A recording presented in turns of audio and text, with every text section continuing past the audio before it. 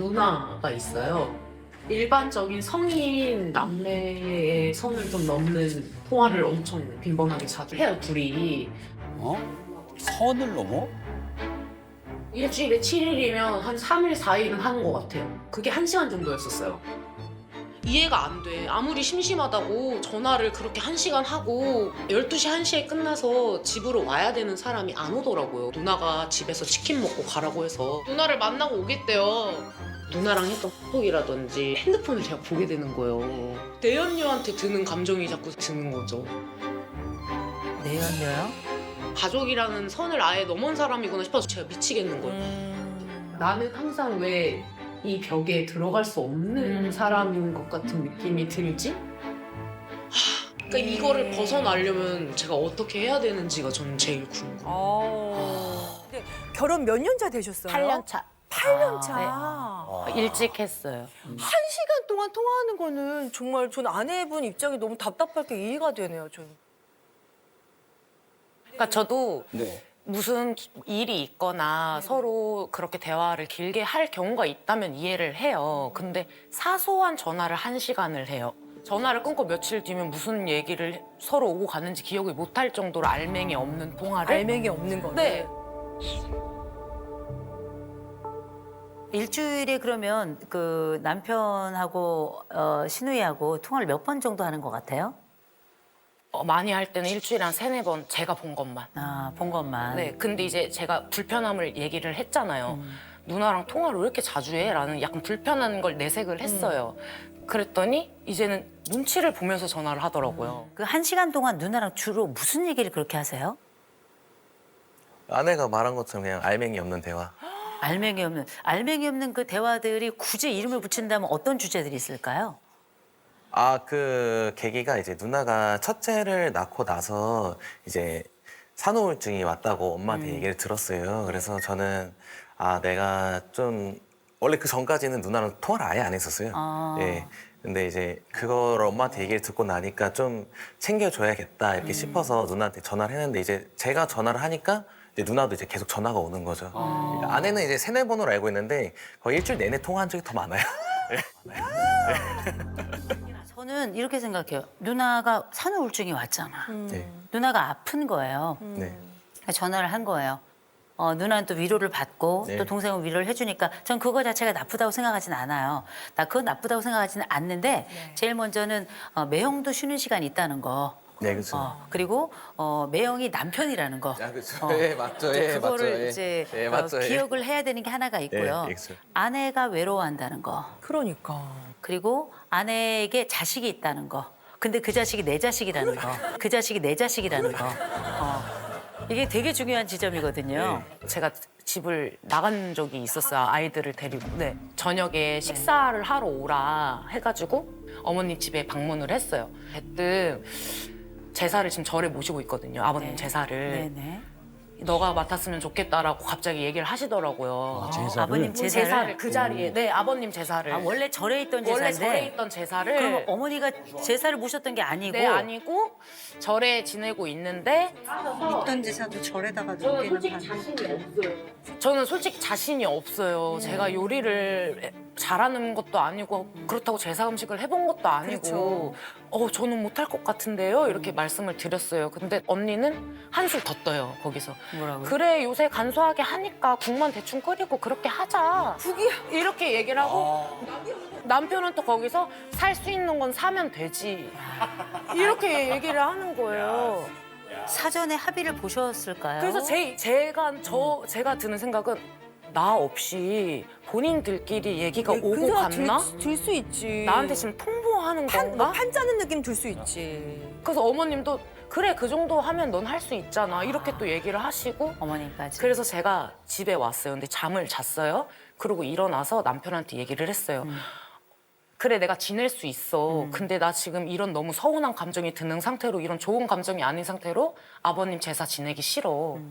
근데 눈물이 이제 나더라고요. 그 당시에 내 편이 아무도 없다라는 생각에 제가 울었어요. 근데 이제 부엌으로 가더라고요. 제가 거실에서 얘기를 서로 했거든요. 부엌으로 가서 이렇게 봤어요. 바시락 소리가 나요. 과자를 먹고 있는 거예요. 아내 울고 있는데. 네, 저 울면서 얘기를 훨씬 진짜 진지하게 얘기를 하고 있는데 저는 자꾸 그런 데서 서운함이 쌓이더라고요. 네.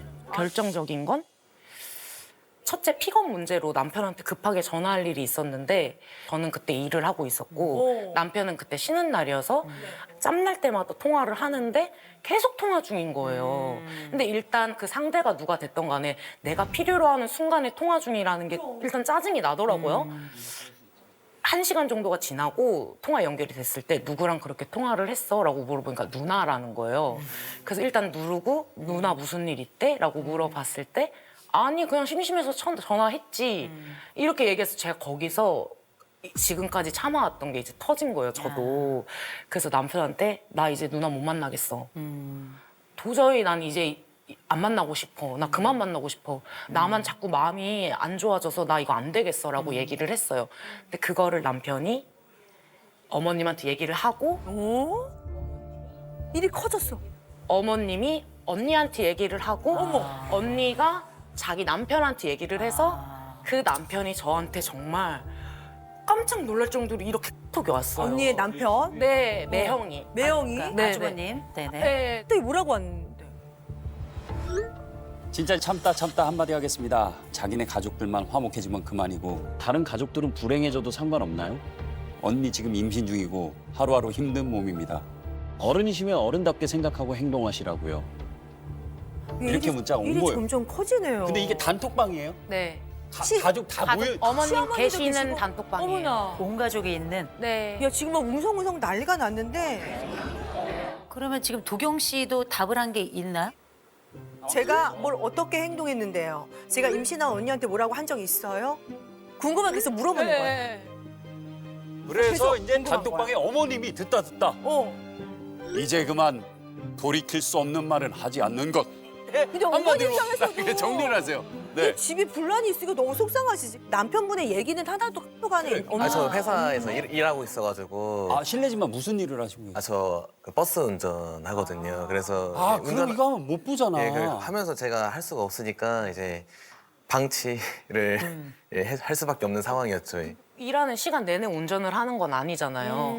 그 한 바퀴를 돌고 들어오면 쉬는 시간 핸드폰 볼 시간이 있어요. 확인을 했어요. 아무런 말도 없었고 침묵이었어요. 근데 그 당시에는 이미 이만큼 다 쌓여 있어서 제가 어떻게 껴야 될지도 모르는 그런 상황이었어가지고 예.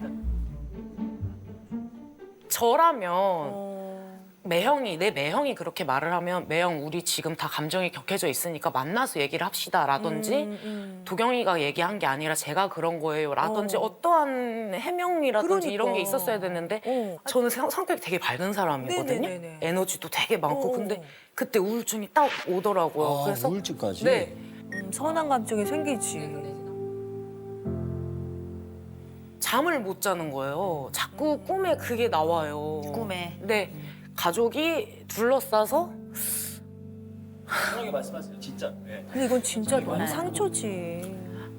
남편도 같이 저를 막 몰아세우는 따시키는 막 네. 이런.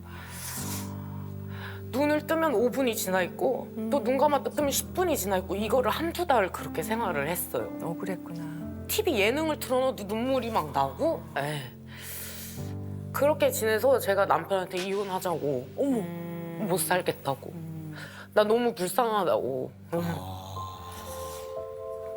부부 사이에 신우이가 들어와 있는 것 같단 말이에요. 부부 침대에 신우이가 들어와 있어요. 이 여자는 남편이 없어요. 아유. 아. 내가 아는 신우의 동생이 있어요. 내 남편이 아니고. 제사 문제가 또 있었잖아요. 아, 예, 그렇죠. 제사 문제 때는 가만히 계셨던 게 아니라 아예 한 수를 더 뜨셨더라고요. 아, 예, 그렇죠. 예. 내 어머니도 안 지냈는데 내 아버지 제사를 절에 모시고 있었는데 갑자기 내 아내가 그것도 20대 초중반에 정말 어린 아내가 네. 들어와서 사실은 낄 때 끼고 빠질 때 빠져야 되는데 낄 때 빠지고 빠져야 될 때 끼는 이런 양상이 좀 나타나더라고요. 근데 아내가 단톡방 얘기를 하더라고요. 아, 예. 마치 그 매형이 자기 아내에 대해서 열폭을 하는 것처럼 내 남편도 그 자리에서 내 아내한테 이렇게까지 말씀하시는 건 좀 심하지 않나요? 제 아내가 사실 마음이 많이 상했을 것 같습니다. 이런 얘기를 매형처럼 한 번은 했으면 좋겠더라고요. 아유, 아내분 오늘. 근데 아무런 얘기를 하지 않았는데 아니, 한이 되지. 매형한테 연락 한 번 했었어요. 그러고 나서. 네. 매형한테 연락해서 뭐라고 하셨어요? 했어요? 왜 그렇게 얘기를 했었냐 뭐 이런 식으로 따지듯이 얘기를 했었죠. 우리도 상처 많이 받았다. 제가 한 거죠. 이혼 서류를 내미니까 아. 그때서야 문자를 했나 하더라고요. 매형한테. 자기가 온전히 내 마음을 이해해서 화가 나서 그 사람한테 따진 게 아니고 내가 지금 이혼 서류를 내미니까 그렇지. 이거를 빨리 이제 정리를 해야 되니까 그러니까 그런 모션을 저한테 보여준 게 아닌가 이제 저는. 정확하게 그거예요. 네. 정확하게. 네, 맞아요. 왜냐면 겁나잖아요. 네, 그쵸. 네. 그러면 그거 난 아니야 뭐 이러겠어요? 당연히 겁나는 거죠. 당연한 거예요. 저는 제가 깨닫지 못하면 제가 완전히 제 걸로 못 받아들이면 아예 이해가 안 되더라고요. 예. 남편이 좀 독특한 검사 결과가 나왔어요. 네. 이 남자의 검사 결과는 완전히 극과 극을 달립니다. 뭐야? 그러네. 지금 이 남편이 인내력이 빵점이에요. 0점이요? 0점입니다. 인내력이 0점이라서 사실은 어떤 문제가 딱 있죠. 바로바로 해결되지 않으면 이 부분은 나는 아예 참지를 못해요. 워낙에 참을성이 없는 사람인데 자율성도 0점입니다. 자율성이 0점이라서 얘기 뭐냐면 의존이 100이란 뜻이에요. 의존이 100. 그래서 어쩌면 우리가 한 가족이 되지 않았을 땐 이 여자에게 전적으로 나를 맡긴 남자예요. 다른 말로 하자면 내가 사랑하는 사람에게 나는 모든 걸 주는 사람이에요. 모든 걸. 문제는 그 사랑이 누구냐예요. 내 누나가 아프면서 나랑 소통이 시작됐어요. 예. 그래서 뭐 하냐면 우리 집에 있는 시시콜콜한 일, 사실은 내 아내하고만 알아야 할 일까지도 누나에게 얘기하는 거예요. 왜냐면 믿을 수 있는 사람이라서 그래요. 내가 의지하는 사람이라서.